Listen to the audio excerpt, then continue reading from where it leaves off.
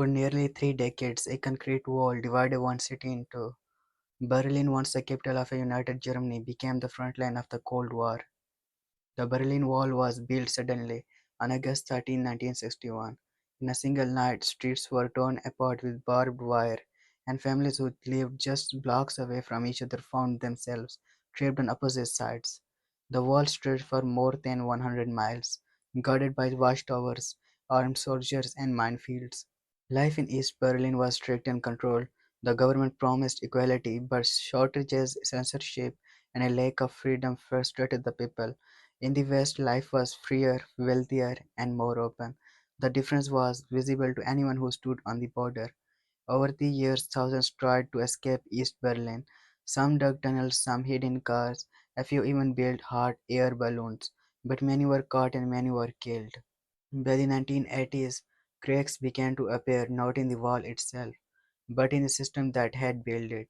The Soviet Union was weakening. Its leader, Mikhail Gorbachev, introduced reforms, glasnost, meaning openness, and perestroika, meaning restructuring. These changes gave hope across Eastern Europe. One by one, communist governments began to bend under pressure. In Poland, Hungary, and Czechoslovakia, protests turned into the movements that demanded democracy. East Germany, too, could not escape the rising wave of change. In the autumn of 1989, East German citizens filled the streets with peaceful demonstrations.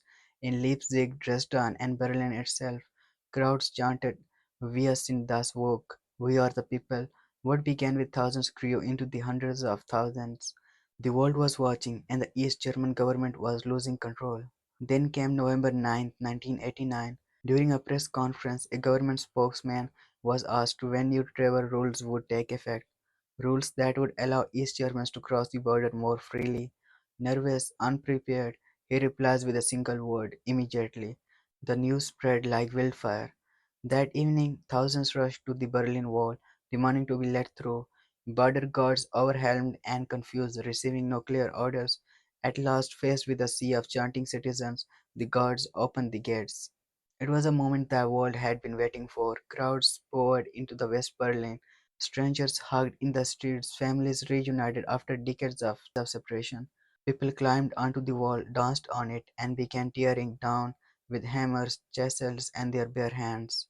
The fall of the Berlin Wall did not just mark the end of a barrier, it marked the beginning of the end of the Cold War. Within a year, Germany was reunified. Within 2 years, the Soviet Union itself collapsed. What once stood as a monument to division became a powerful symbol of unity and freedom. On that November night in 1989, history proved that walls, no matter how tall or strong, cannot stand forever against the will of the people. Keep Gaza in your prayers, and I will see you in next video.